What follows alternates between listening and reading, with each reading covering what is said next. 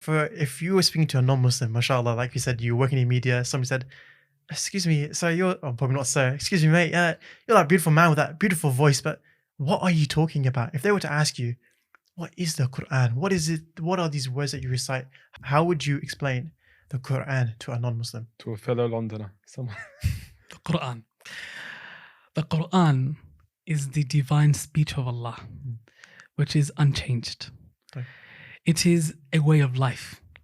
It is the methodology of life. It is guidance for all of mankind. It is from the greatest mercy that Allah Tabarak wa Ta'ala brought down to this universe. It is a book full of blessings. Rather, when we follow it and live by it, we'll attain those blessings. It is a challenge that Allah Tabarak wa Ta'ala challenged all of mankind and jinkind with to produce anything like it, and they never shall ever be able to do so. It is the most eloquent speech. It is the speech that you never get tired of reading and reciting. Rather, the more you recite it and you repeat it, the more beautiful it becomes. It is a speech that addresses the hearts. And not only addresses the hearts, but transforms the hearts. It is the speech that overpowers the limbs and makes the limbs submit, like it did to the Arabs of the Arabian Peninsula when they heard the Qur'an. It's the speech that changed the face of this universe, right? And it's speech that if you understand it, and you really open up your heart to it, it will change your life for the better. That's the Qur'an. Allah. May Allah facilitate all that's good for us. I mean, Sheikh, we're on the doors of Ramadan. We've just entered Rajab. One more month to less than 60 days to Ramadan, the month of the Qur'an. A month where many people, I guess, aspire to revive their connection with the Book of Allah. How would you describe the connection of the Muslim with the Qur'an? And when you answer this question, I want you to keep in mind the varied circumstances that Muslims find themselves in. You know, the relationship of the Qur'an between a mother and the Qur'an who has children, a father with the Qur'an, someone who's a student with the Qur'an. I've been in person, like I've been in my Qur'an classes, for example. I've seen people who engage with the Qur'an perhaps at a later stage in their life. For example, people who are in their 50s, 60s, going through the Qa'idah, for example. So I don't think, the Quran, like we're saying, the Quran is really for everyone. But as Kamal was saying, do you want to lead with your How would you describe the relationship? Given our varied circumstances, what should we aspire to have a relationship with the Quran, and how should it look like? Jamil. Allah Tabarak wa Ta'ala in the Quran. He tells us in the Quran the relationship that we're meant to have with the Quran.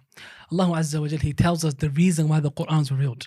Wa Jalla wa Ala, He says, كِتَابٌ أَنزَلْنَاهُ إِلَيْكَ لِتُخْرِجَ النَّاسَ مِنَ الظُّلُمَاتِ إِلَى النُّورِ بِإِذْنِ رَبِّهِمْ إِلَى صِرَاطِ الْعَزِيزِ الْحَمِيدِ. A book that we have revealed to you, O Muhammad alayhi salatu wasalam, the Quran. So that you take the people out of the darknesses of misguidance to the light of guidance with the permission of their Lord, to the straight path of Allah Tabarak wa Ta'ala. That's why Allah Azza wa Jalla revealed the Quran. The Quran, the relationship that we're meant to have with the Quran. And Allah Azza wa Jalla tells us in other ayat, before I tell you the relationship, where He Jalla wa Ala, He says, كِتَابٌ أَنزَلْنَاهُ إِلَيْكَ مُبَارَكٌ لِيَدَّبَّرُوا آيَاتِهِ وَلِيَتَذَكَّرَ أُولُو الْأَلْبَابِ. A book that we have revealed to you, O Muhammad alayhi salatu wasalam, which is blessed, Mubarak, full of blessings. لِيَدَّبَّرُوا آيَاتِهِ, so that they reflect and contemplate and ponder over its verses, and so that those who have understanding and intellect can also remember and act upon the Quran. So the Quran, that is the relationship we're meant to have with it.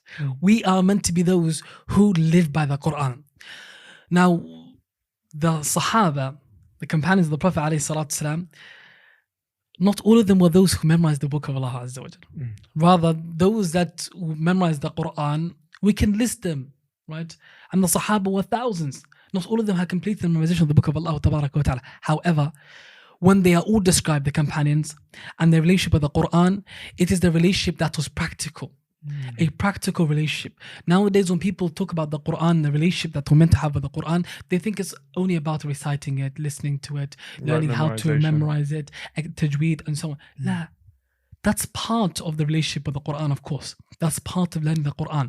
But the relationship that we're meant to have with the Quran is greater than that. It's a lot broader than that. It's meant to be a way of life. The Quran, when you have memorized the Quran, I should be able to see the Quran the way you speak. I should be able to see the Qur'an the way you conduct yourself. I should be able to see the Qur'an the way you interact with others.